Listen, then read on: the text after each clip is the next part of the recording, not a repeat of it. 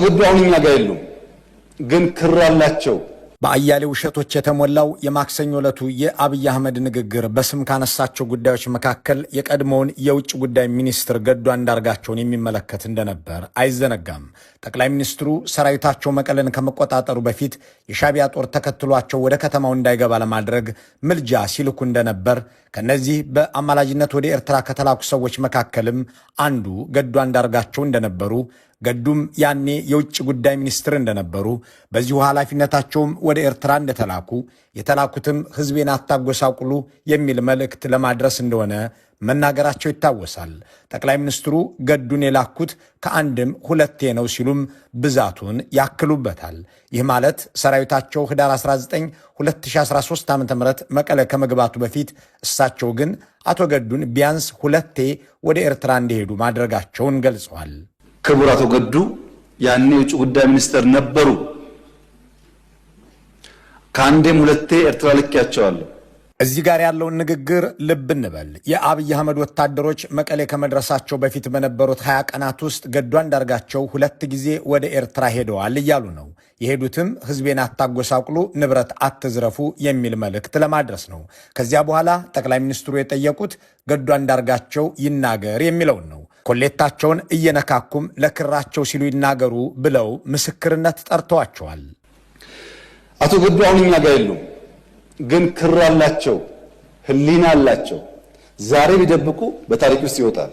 ለምን ጉዳይ ሄደው እንደተነጋገሩ እሳቸውም ያውቃሉ፣ ሻዕቢያም ያውቃል፣ እኛም እናውቃለን።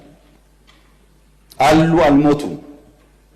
እሳቸው አክሰስ ይደረጋሉ፣ ሊናገሩ ይችላሉ። ለክራቸው ሲሉ፣ ለእምነታቸው ሲሉ ማለት ነው። በዚህ መልኩ ጥሪ የቀረበላቸው ገዱ አንዳርጋቸው ምላሽ ሰጥተዋል። ጽፈው ያወጡትን ምላሽ ለጠቅላይ ሚኒስትሩ አሳ ጎርጓሪ ዘንዶን ያወጣል የሚልን ተረት የሚያስታውስ ነው።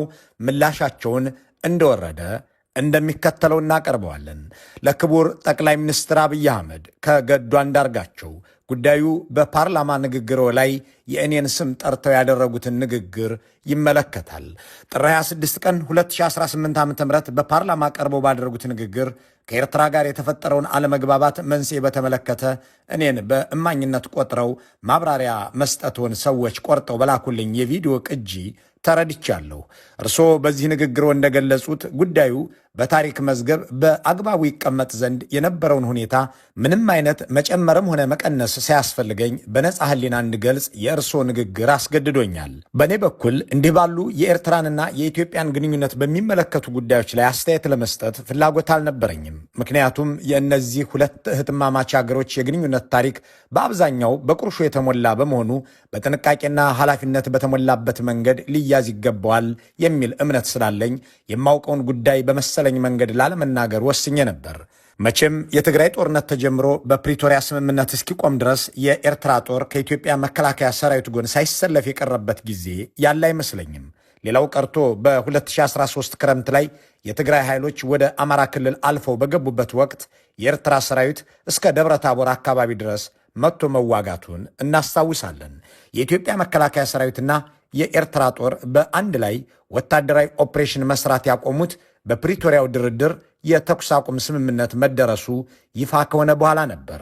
እስከዚያ ድረስ ግን የአንድ አገር ሰራዊት በሚመስል ሁኔታ አብረው ነበሩ።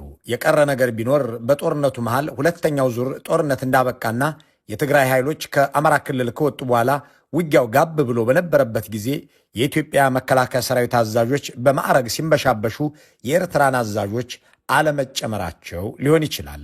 ከዚህ ሁሉ ጥፋት በኋላ በአሁኑ ወቅትም እርስዎ የትግራይንም ሆነ የኢትዮጵያን ሕዝብ ይቅርታ ይጠይቃሉ ብዬ ስጠብቅ ጉዳዩን አዛብተው ሲያቀርቡ ሳይ ባነሱት ጉዳይ ላይ ብቻ ማብራሪያ መስጠትን መረጥኩኝ።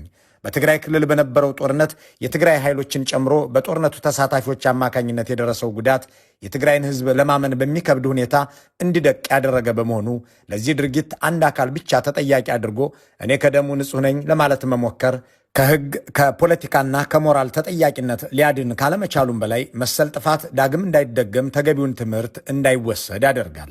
እውነቱን ለመናገር በዚያ ጦርነት ወቅት የትግራይ ሕዝብ ማንም ወገን የተጎዳ ብሎ ከጎኑ የሚቆምለት መንግስትም ሆነ ሌላ ወገን አልነበረውም። የነበረውን የመንግስት ጫና ተቋቁመው በተወሰነ ደረጃ ከትግራይ ህዝብ ጎን መቆም የቻሉት ጥቂት የኢትዮጵያ ፖለቲካ ሰዎች፣ የዓለም አቀፍ ድርጅቶችና የተወሰኑ የውጭ መንግስታት ብቻ ነበሩ ማለት ይቻላል። ይህ የኛው የኢትዮጵያውያን እውነተኛውና አስቀያሚው የቅርብ ጊዜ ታሪካችን ነው። እኔ እግዚአብሔር ደጉን አመላክቶት ከትግራይ ህዝብ ጋር ያለውትን አስከፊና የተበላሸ ግንኙነት ቢያሻሽሉ ደስ ከሚላቸው ሰዎች አንዱ ልሆን እችል ነበር። ነገር ግን ባለፈው ስህተቶ ምንም አይነት የመቆጨት ምልክት ካለማሳየቶም በላይ ለዚያ ሁሉ የሰው ልቂት፣ ንብረት መውደም፣ ማህበራዊ ምስቅልቅልና የአገርን ህልውና የሚፈታተን ቀውስ የራስዎን የፊት አውራሪነት ድርሻ ሳይመለከቱ ሌላ ተጠያቂ ፍለጋ ሲዋትቱ ሳይ አግራሞትን የጫረብኝ ከመሆኑም በላይ አሁን ያለው ምስቅልቅል የወጣ አገራዊ ሁኔታ ያነሰን ይመስል ሌላ አዲስ ቀውስ ለመፍጠር እየተንደረደሩም ስለመሰለኝ ጠንካራ ስጋት አድሮብኛል። ምክንያቱም እንደገለጽኩት እስካሁን በህዝብ የተፈጸሙ አገራዊ ጥፋቶች ዋነኛው መነሻ ምክንያታቸው የእርሶ አገዛዝ ሆኖ ሳለ ሁልጊዜም ውጫዊ የፈጠራ ምክንያቶችን ሊያቀርቡ ይሞክራሉ።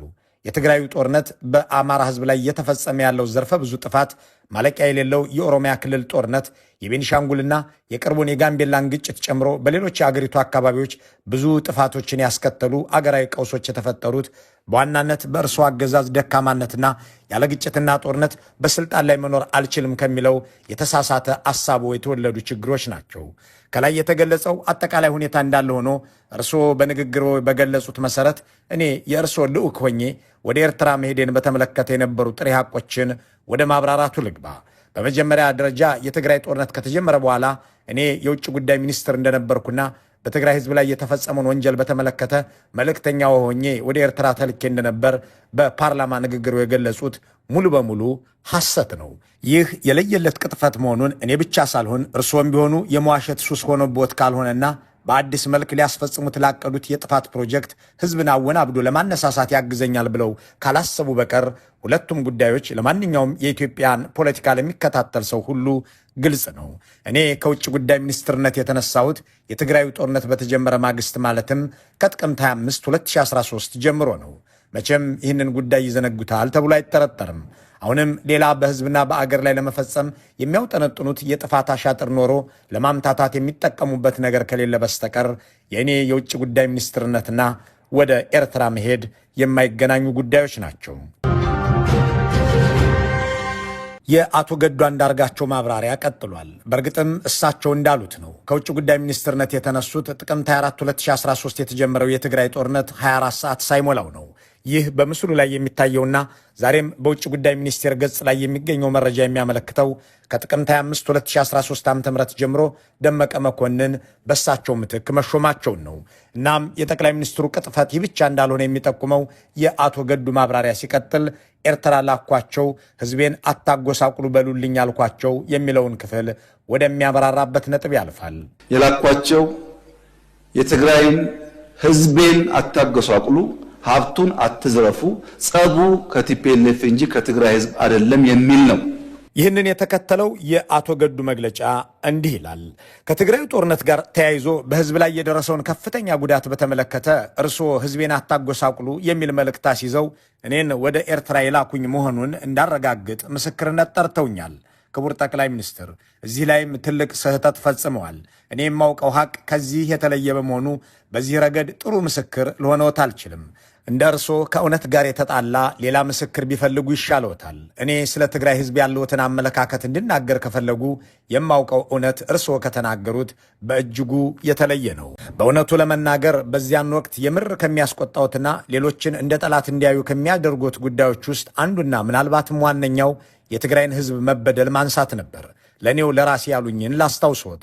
በ3 ሳምንት ውጊያ የህወሓትን ኃይል ሰባብረን መቀሌን ተቆጣጥረናል የሚለውን ደስታ ለማብሰር በተጠራው የሥራ አስፈጻሚ ኮሚቴ ስብሰባ ላይ የነበረን የግምገማ ሐሳብ መሠረት በማድረግ አንድ ሐሳብ አንስቼ ነበር።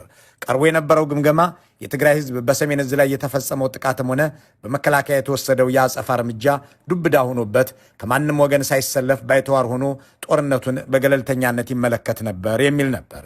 እኔም በዚሁ የግምገማ ሐሳብ ላይ በመመርኮዝ ህዝቡ እንዲረጋጋ፣ ስርዓት አልበኝነት እንዳይፈጠር፣ ወታደሩ በአሸናፊነትና በበቀል መንፈስ ህዝብ እንዳያንገላታ ጥንቃቄ መደረግ አለበት፣ ቶሎ ብሎ የሲቪል አስተዳደር እንዲቋቋምና በራሱ ልጆች እንዲተዳደር መደረግም ይኖርበታል፣ በደል የሚደርስበት ከሆነ ህወሓትን ሊናፍቅና እንደገና ሊያጠናክር ይችላል የሚል ስጋት አዘል አስተያየት አቀረቡ። እርስዎም በመድረኩ ላይ ያነሳሁትን ሐሳብ በአዎንታ ተመልክተው አለፉት። መድረኩ ተጠናቆ ከስብሰባ አዳራሽ እንደወጣን ግን ለብቻ የጠርተውኝ የነገሩኝንና ስለ ትግራይ ህዝብ ያለውትን አመለካከት በትክክል የሚያሳየውን አስተያየቶን ላስታውሶት። እንዲህ ነበር ያሉኝ። ትግራዮች ከእንግዲህ ከደረሰባቸው ሽንፈት አገግመው ጠንክረው ሊወጡ ይችላሉ ብለህ አታስብ። እንዳይነሱ አድርገን ሰብረናቸዋል። ብዙ ሰው የትግራይ ህዝብ ይለኛል። የትግራይ ህዝብ ከማን ይበልጣል? እንዳይነሳ አድርገን አድቅቀነዋል። በቀጣይም ይበልጥ እናደቀዋለን። መሸነፍ ከባድ ስለሆነ ከእንግዲህ ያ የምናውቀው ትግራይ ተመልሶ አይመጣም የሚል ነበር። የትግራይ ኃይሎች ከአማራ ክልል ወጥተው ወደ ትግራይ ከተመለሱ በኋላም በዓለም አቀፉ ማህበረሰብ ዘንድ ተደራደሩ የሚል ግፊት እየተጠናከረ በመጣበት ወቅትም የሚከተሉት የድርድር ስልት ትግራይን ቀስ በቀስ እርባና ቢስ ማድረግ እንደሆነ በአደባባይ ስብሰባ ላይ የተናገሩት ሐቅ ነው። እኔም ማውቀውና ስለ ትግራይ ህዝብ ያለውት እውነተኛው አመለካከት ይህ ነው። ከፓርላማ ንግግሮ ትንሽ እውነታነት ያለው የእኔ ወደ ኤርትራ መሄድ ነው። ቀኑን በትክክል ለማስታወስ ባልችልም ጥር መጀመሪያ አካባቢ 2013 ዓ.ም ላይ አንድ የውጭ ጉዳይ መስሪያ ቤት ባለስልጣን ይዤ የእርስዎን መልእክት ለፕሬዚዳንት ኢሳያስ አፈወርቂ እንዳደርስ ልከውኝ በማግስቱ አስመራ ደርሼ ተመልሻለሁ። የመልእክቱ ጭብጥም በሚከተሉት 3 ጉዳዮች ላይ ያተኮረ ነበር። እነሱም አንደኛ፣ በወያኔ ላይ በጋራ በወሰድነው የተቀናጀ ኦፕሬሽን ለድል በመብቃታችን የእንኳን ደስ አለህ የደስታ መግለጫ ለፕሬዚዳንት ኢሳያስ ማስተላለፍ። ሁለተኛ፣ የኢትዮጵያ መከላከያ ሰራዊት አካል የሆነው የሰሜን ዕዝ ጥቃት በደረሰበት ወቅት ሰራዊቱን ተቀብለው ላደረጉለት እንክብካቤና ኋላም ለመልሶ ማጥቃት እንዲዘጋጅ ላደረጉልን ወንድማዊ ድጋፍ ለኤርትራ መንግስትና ህዝብ ምስጋና ማቅረብ። ሶስተኛ፣ አንዳንድ የወያኔ ደጋፊዎችና የኢትዮጵያና የኤርትራን መልካም ግንኙነት የማይፈልጉ የውጭ ኃይሎች በተለያዩ ዓለም አቀፍ ድርጅቶችና ሚዲያዎች አማካኝነት ከሰብአዊ መብት ጥሰት ጋር በተያያዘ ሰፊ የስም ማጥፋት ዘመቻ ከፍተውብናል። ይህ ነገር ውሎ አድሮ በሁለታችንም ላይ ጣጣ ሊያመጣብን ስለሚችል የጋራ ጥንቃቄ ልናደርግ ይገባል የሚሉ መልእክቶች ነበሩ። ለፕሬዚዳንቱ የሚቀርቡትን እነዚህን መልእክቶች ከገለጹልኝ በኋላ በእኔ በኩል እንዲጨመር አንድ ጥያቄ አንስቼልዎት ነበር። ይኸውም ጦርነቱ መጠናቀቁን በይፋ ለህዝብ ተናግረናል። የዓለም አቀፉ ማህበረሰብ እየጠየቀን ያለውም የኤርትራ ሰራዊት ከኢትዮጵያ ከትግራይ እንዲወጣ ነው። ስለዚህም ለምን የኤርትራን መንግስት ሰራዊቱን እንዲያስወጣ በግልጽ አንነግራቸውም የሚል ነበር። እርስዎ ግን ሰራዊታችሁን አስወጡ ብለህ በፍጹም እንዳትጠይቅ ብለው አስጠነቀቁኝ። ከዚያም የሰጡኝን ተልእኮ ተቀብዬ ተለያየን። ከዚህ ውጪ የትግራይን ህዝብ በተመለከተ ያነሱልኝም ሆነ የሰጡኝ ምንም አይነት መልእክት አልነበረም። በወቅቱ የእርስዎ ጭንቀት የተከፈተብን የሰብአዊ መብት ጥሰት ክስ ሊያስከትልብን የሚችለው ጣጣ ነው እንጂ የትግራይ ህዝብ ላይ የደረሰው መከራ በፍጹም አጀንዳዎት አልነበረም። በማግስቱ በተዘጋጀልን አነስተኛ የኮንትራት አውሮፕላን ተሳፍረን አስመራ ደረስን። የኤርትራ ባለሥልጣናት በአስመራ ኤርፖርት ተገኝተው ከተቀበሉን በኋላ ፕሬዚዳንት ኢሳያስ ወደሚገኙበት ቦታ ወስደውን ለፕሬዚዳንቱ የያዝነውን መልእክት አቀረብን። በያዝነው መልእክት ላይ ምንም ያወዛገበን ነገር አልነበረም። የማስታውሰው ስለተከፈተብን የሰብአዊ መብት ጥሰት ዘመቻ ለፕሬዚዳንት ኢሳያስ ስነግራቸው በሳቸው በኩል የሰጡኝ መልስ የሚቻለው ጥንቃቄ ሁሉ እንዲደረግ እኛም እናንተም ለበታች መዋቅሮቻችን መመሪያ እናስተላልፍ። በተረፈ እኔና አብይ በተስማማኑ መሰረት ገና ብዙ የሚሰሩ ስራዎች አሉን የሚል ነበር። በሁለቱ መሪዎች አለ ስለሚባለው ስምምነት የማውቀው ነገር የሌለ ቢሆንም ውይይታችንን በሙሉ መግባባት ፈጽመን ወደ አገራችን ተመለስን። አዲስ አበባ በተመለስኩ በማግስቱ ለእርስዎ ስልክ ደውዬ ከፕሬዚዳንት ኢሳያስ ጋር ስለነበረን በጎ ውይይትና የሰብአዊ መብት ክሱን በተመለከተ ሁላችንም አስፈላጊውን ጥንቃቄ ማድረግ አለብን ማለታቸውን ሪፖርት አቅርቤልዎት የስልክ ንግግራችን ተቋጨ። እኔም ማውቀው እውነታ ይህ ነው በማለት አቶ ገዱ አንዳርጋቸው በጽሑፍ ያጋሩትን መግለጫ አጠናቀዋል።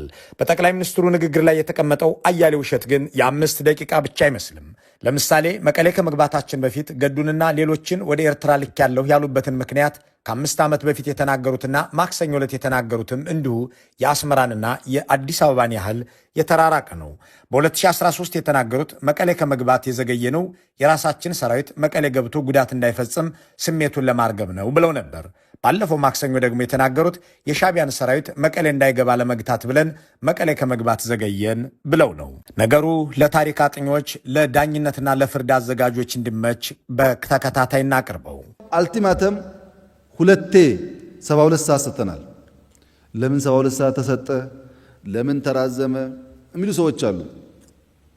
አንደኛው ወደ መቀሌ እየተቃረብን ስንሄድ በዚያ ፍጥነትና ሞራል የመጣው ኃይል ጁንታው አለ ብሎ የሚያስበው መቀሌ ስለሆነ ትንሽ ረገብ አድርገን ኢሞሽን ላይ ካልሰራን በኋላ የሚጸጽተ ነገር ሊፈጠር ይችላል። ጁንታውን አገኘው እያለ በትልቅ ሞራል ከሚገባ ረገብ ሰከን ብሎ ስፔሻል ፕላን አውጥቶ በተለየ መንገድ ዳሜጅ እንዳይኖር አድርጎ እንዲሰራ ማድረግ ያስፈልጋል። በዚህ ምክንያት እንደምንገባ እናውቃለን፣ መያዝ እንደምንችል እናውቃለን። እቅድ አውጥተን አስበን ሰክነን አሰማርተን ኃላፊነት ሰጥተን ማድረግ ስለነበረብን ነው ያዘገየ ነው። ታስታውሱ ከሆነ መቀሌ ልንገባ ጥቂት ሲቀረን የ3 ቀን አልቲማተም ብለን አውጀን ነበር። ብዙ ሰው ሚስጥሩ አልገባው። የቸገረንኛ ሽሬን ስለቅ ከኋላ ይገባሉ፣ አክሱም ስለቅ ከኋላ ይገባሉ። አሁን መቀሌ ስንገባ ደግሞ ገብተው ትልቁን ከተማ ዳሜጅ ያደርጋሉ ብለን ከነሱ ጋር ከአሁን በኋላ ከውቅሮ እናልፋለን ብትሉ ወያኔ ትተን ወደ እናንተ ነው የምንዞረው ውጊያው ብለን ውቅሮ ላይ የሚጠብቅ ፎርስ አስቀምጠን ነው መቀሌ የገባ ነው። እንዲህ እያሉ የቀጠፉት አያሌ ውሸት እንደ ገዱ ባሉ የቀድሞ ባለስልጣኖቻቸው እንዲሁም እንደ አበባውና ብርሃኑ ባሉ የአሁኖቹ ጦር መሪዎቻቸው ብቻ ሳይሆን በራሳቸው አንደበትም በተደጋጋሚና በብዛት የሚጋለጥና የሚገለጥ ነው። መልካሙን ሁሉ በመመኘት በዚሁ እንሰናበታለን።